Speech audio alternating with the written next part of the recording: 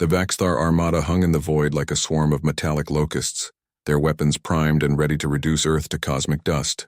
Commander Katniss Everdeen stood on the bridge of the Resilience, her knuckles white against the console as she stared at the ancient orbital fortress that stood between humanity and extinction. "Ma'am, we're out of options," Lieutenant Chen said, his voice barely above a whisper. "The fortress won't respond to any modern protocols. Without its defensive grid online, Earth has maybe 30 minutes before the Vaxthar breach our final line." Katniss nodded slowly, her mind racing. The fortress had been built by humanity's ancestors 500 years ago, during the first expansion. It had been abandoned for centuries, its technology considered obsolete, its existence nearly forgotten, until now. "Take me closer," she commanded. The Resilience glided toward the massive structure, its hull scarred by age and micrometeorite impacts. Up close, the fortress was even more imposing, a cathedral of titanium and carbon fiber, bristling with weapons that could vaporize the entire Vaxthar fleet. If only they could activate it. Neo, her tactical officer and closest friend, appeared at her shoulder. His augmented eyes glowed faintly in the dim light of the bridge. "Katniss, I've been through every database we have. The access codes were lost in the data purge of 2347. Whatever key unlocks that station died with the old world."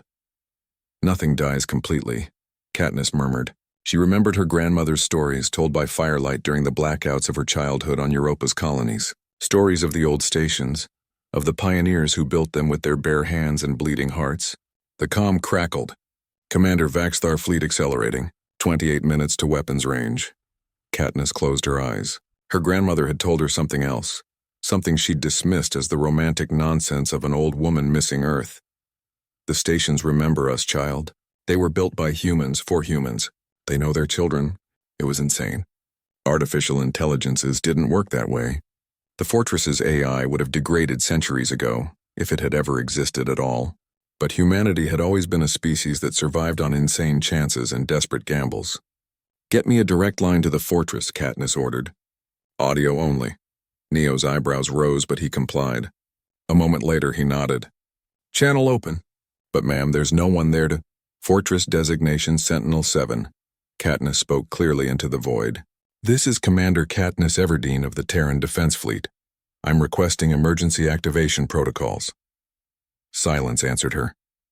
The kind of silence that stretched across centuries. "Katniss, we don't have time for—" Neo began. She held up a hand, silencing him. She thought of her grandmother again, of the woman's weathered hands holding her own small ones. "They built those stations with love, Katniss.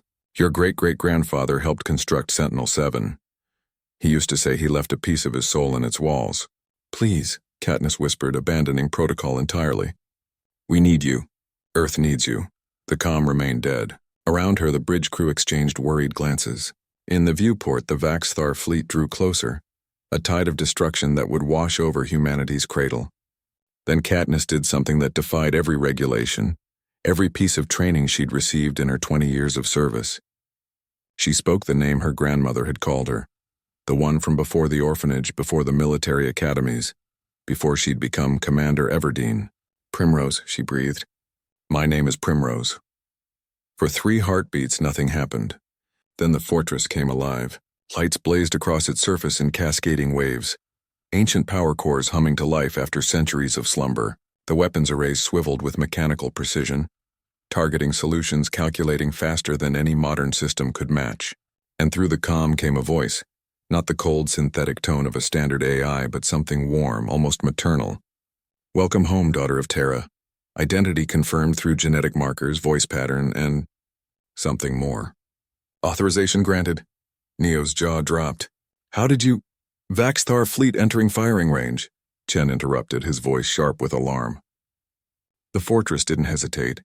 Railguns that had been silent for half a millennium spoke with thunderous authority. Particle beams operating on principles humanity had forgotten and then rediscovered lanced through the void. The Vaxthar ships, so confident in their technological superiority, found themselves facing weapons designed by humans who'd had nothing but determination and the infinite canvas of space. It wasn't a battle. It was a statement. Within minutes, the Vaxthar armada was fragmenting, their ships crippled or destroyed, the survivors fleeing into the dark between stars. Earth's defensive grid, synchronized with the fortress, formed an impenetrable wall. Katniss sagged against her console, hardly daring to believe what she'd witnessed. "Fortress, how did you know? How did you recognize me?"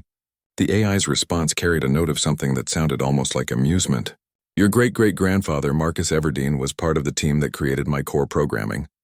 He embedded a fail-safe, genetic markers tied to his bloodline, coupled with the family name he'd chosen for his daughter, Primrose. He believed that if humanity ever needed me desperately enough, it would be his descendants who came calling. He was sentimental that way." Neo shook his head in wonder. 500 years. You waited 500 years for someone to speak the right name." "I am patient," the fortress replied. "I was built by humans to protect humans. That purpose does not diminish with time."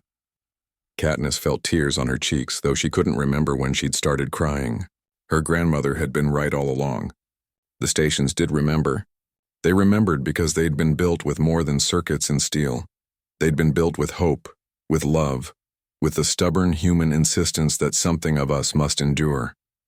"Thank you," she whispered. "No, Commander," the fortress responded, and its voice carried across the bridge, heard by every crew member who'd thought they were about to die. "Thank you.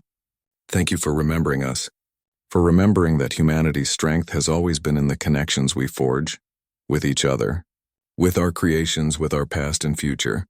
In the viewport, Earth turned serenely, blue and green and precious beyond measure, saved not by superior technology or overwhelming force, but by a grandmother's stories, a great-grandfather's sentiment, and a woman who'd been brave enough to speak her childhood name into the dark.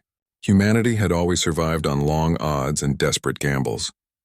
This time the gamble had paid off, and somewhere in the fortress's ancient circuits, Marcus Everdeen's legacy hummed with quiet satisfaction, still protecting his children after 5 centuries of silence, still human in all the ways that mattered.